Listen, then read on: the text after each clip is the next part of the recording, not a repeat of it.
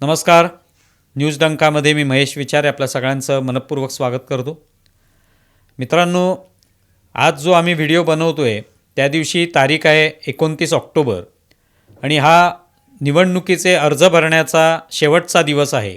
त्या दिवशी जे काय शिल्लक राहिलेले अर्ज आहेत हे सगळे भरले जाणार आहेत आणि त्यानंतर एक प्रचाराला धार येणार आहे. सगळ्या पक्षांकडून वेगवेगळ्या आपल्या पद्धतीने आरोप प्रत्यारोप होणार आहेत, त्यांची उत्तरं दिली जाणार आहेत, एकमेकावर टीका केली जाणार आहे. हे सगळं आता पुढे सुरू होईल. प्रत्येक उमेदवार जो आहे तो आपापल्या पद्धतीने जोरदार प्रचाराला लागणार आहे. काही जण तर लागलेले आहेत ज्यांनी आधीच अर्ज भरले ते. तर याच दरम्यान अजित पवार जे आहेत ते तासगावला आहेत. तासगावमध्ये त्यांनी जी सभा घेतली ती अर्थात संजय काका पाटील यांच्यासाठी सभा घेतली. संजय काका पाटील हे आता अजित पवारांच्या गटात आलेले आहेत आणि तेथून ते आमदारकीसाठी उभे राहिलेले आहेत. त्यांच्या समोर आहेत ते रोहित पाटील, ते म्हणजे आर पाटील यांचे सुपुत्र, आणि त्यामुळे ही एक वेगळी लढत आपल्याला इथे पाहायला मिळणार आहे. आणि त्या अनुषंगाने संजय काका पाटलांचा प्रचार करण्यासाठी अजित पवार हे तासगावमध्ये होते आणि तो प्रचार करत असताना, भाषण करत असताना अजित पवारांनी एक गौप्यस्फोट त्या ठिकाणी केला. तर गौप्यस्फोट म्हणजे काय, तर ज्या वेळेला म्हणजे देवेंद्र फडणवीस 2014ला मुख्यमंत्री झाले, पण त्याच्या आधीचा काळ जो आहे त्या काळाबद्दल अजित पवार सांगतायत. त्यावेळेला पृथ्वीराज चव्हाण हे मुख्यमंत्री होते आणि तेव्हा अजित पवारांवर सिंचन घोटाळ्याचे आरोप झाले होते. जवळपास 70,000 कोटीचा घोटाळा केल्याचे आरोप झाले होते आणि त्यानंतर त्यावेळेला या आरोपांची चौकशी केली जावी अशा पद्धतीची मागणी होती आणि मग त्या आरोपांवर चौकशी केली जावी अशा पद्धतीचे आदेश निघाले गृहमंत्रालयाकडून. तेव्हा गृहमंत्री होते ते आर पाटील आणि त्या चौकशीसाठी त्यांनी त्या ठिकाणी त्याच्यावर सही केली की ही चौकशी व्हायला पाहिजे या घोटाळ्यांची. आणि याविषयी अजित पवारांनी सांगितलं की जेव्हा आरोप झाले त्यानंतर मग ही चौकशी व्हावी अशा पद्धतीने आर पाटलांची सही त्याच्यावर होती. पण हे आपल्याला कळलं कधी, तर जेव्हा पृथ्वीराज चव्हाण हे मुख्यमंत्री पदावरून पायउतार झाले. याचं कारण सरकारच पडलं. शरद पवारांचा जो राष्ट्रवादी काँग्रेस पक्ष होता त्याने काँग्रेसचा पाठिंबा काढून घेतला आणि त्यामुळे सरकार कोसळलं आणि राष्ट्रपती राजवट लागली. आणि स्वाभाविकच आर पाटलांनी जी काही सही केली होती, चौकशीचे ते त्या ठिकाणी आदेश दिले होते, त्याच्यावर मुख्यमंत्र्यांची सही शिल्लक होती. पण मुख्यमंत्र्यांची सही होण्यापूर्वीच सरकार कोसळलं आणि राष्ट्रपती राजवट लागली.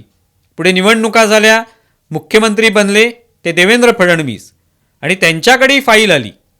तेव्हा त्यांनी अजित पवारांना बोलावून घेतलं. हे सगळं कोण सांगतायत? अजित पवार सांगतायत या भाषणामध्ये. आणि त्यांनी अजित पवारांना बोलावून घेतलं आणि त्यानं दाखवलं की बघा, तुमच्यावर जे काय आरोप करण्यात आले होते त्या संदर्भात चौकशीचे आदेश देण्यासाठी सही जी आहे ती आर पाटलांनी केली होती. म्हणजे मुख्यमंत्र्यांनी सही केली आणि त्या ठिकाणी चौकशी जी आहे ती सुरू झाली. म्हणजे आत्ताच्या मुख्यमंत्र्यांनी, फडणवीसांनी.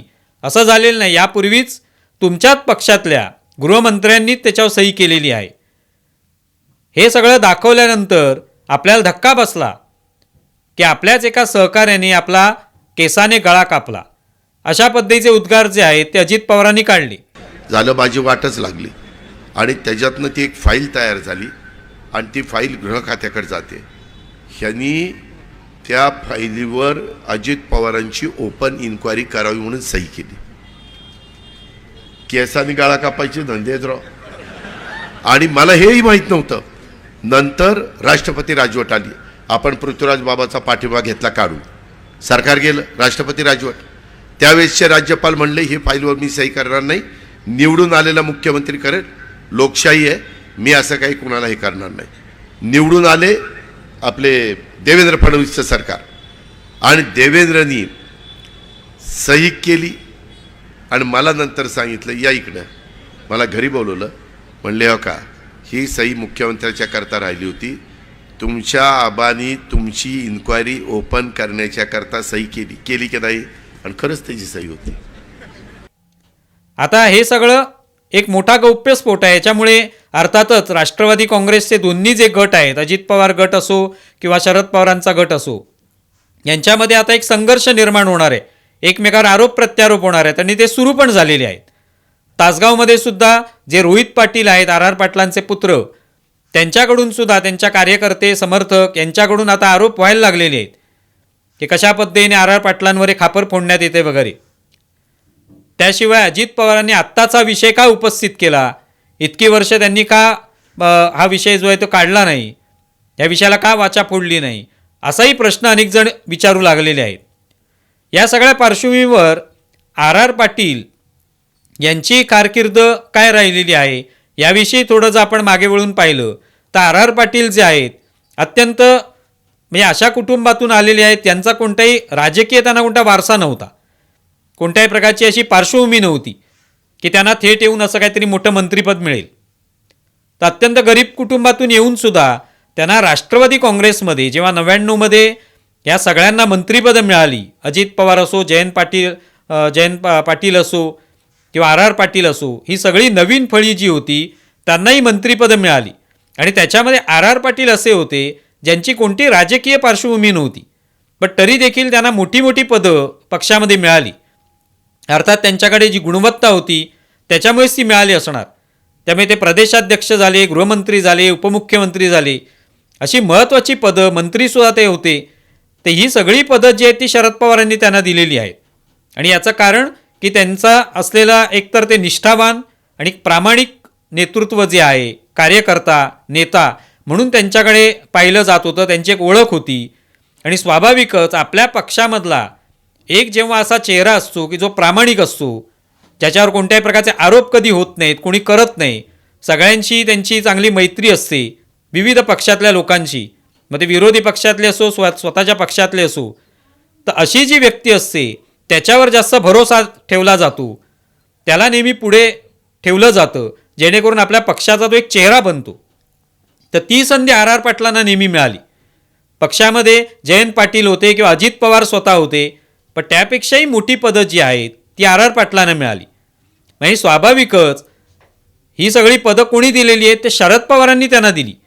शरद पवारांनी त्यांना या पद्धतीने एक प्रकारे त्यांच्याकडे जी काही गुणवत्ता होती त्याला न्याय दिला आणि त्यांनाही पदं उपलब्ध करून दिली, त्यांना त्या ठिकाणी त्या पदांवर विराजमान होऊ दिलं आणि त्यांनीसुद्धा त्या पद्धतीने चांगला कारभार केला. अनेक वेळेला आर आर पाटलांनी भाषणांमध्ये सांगितलेलं आहे की आपल्याला शरद पवारांनी मार्गदर्शन केलं, त्यांच्या मार्गदर्शनातून मी इथपर्यंत पोचू शकलो. तासगावसारख्या एका छोट्या तालुक्यातून मी आलेलो आणि मी तिथे पोचू शकलो. त्यामुळे आर आर पाटलांची जी काय कारकीर्द आहे त्याच्यामध्ये शरद पवारांचा मोठा वाटा आहे. अनेक वेळेला काय त्यांनी आरोप केलेले असतील किंवा वेगवेगळ्या गोष्टी ज्या आहेत त्या हाताळण्यासाठी शरद पवारांचं मार्गदर्शन घेतल्याशिवाय ते पुढेच जाऊ शकले नसतील आणि एवढी मोठी पदं भूषवत असताना. त्यामुळे ही जेव्हा त्यांनी सही केलेली आहे की ज्याच्या माध्यमातून अजित पवारांची चौकशी व्हायला पाहिजे, तर ही सही करताना सुद्धा स्वाभाविकच आर आर पाटील यांनी हा स्वतःहून निर्णय घेतला असं म्हणता येऊ शकत नाही. याचं कारण अजित पवार हे तर शरद पवारांच्या कुटुंबातलेच सदस्य आहेत, पुन्हा आपले सहकारी आहेत, आपल्याच पक्षामधले आहेत, राष्ट्रवादी काँग्रेसमधले. त्यांच्या विरोधात चौकशीचे आदेश द्यायचे, त्यावर सही करायची, तर ते आर आर पाटील स्वतःहून हा निर्णय घेऊ शकत नाहीत. निश्चितपणे त्यांनी शरद पवारांना विचारलं असणार, शरद पवारांकडून ते जाणून घेतलं असणार की काय करायचं आहे आपल्याला, आणि त्यातून मग त्यांनी सही केलेली असू शकते. आणि म्हणूनच जेव्हा अजित पवार हा आरोप करतायत किंवा हा गौप्यस्फोट करतायत की आर आर पाटलांनी सही केली होती हे मला नंतर समजलं आणि आपल्या सहकार्याने आपल्या विरुद्ध हे का केलं असा प्रश्न मनात आला, तेव्हा ते सांगताना आर आर पाटलांवर त्यांना खापर फोडायचे किंवा त्यांच्यावर आरोप करायचे एवढ्यापुरतं ते मर्यादित राहत नाही, तर त्या माध्यमातून शरद पवारांवर कुठेतरी निशाणा साधायचा आहे हे सुद्धा त्याच्यात दिसून येतं.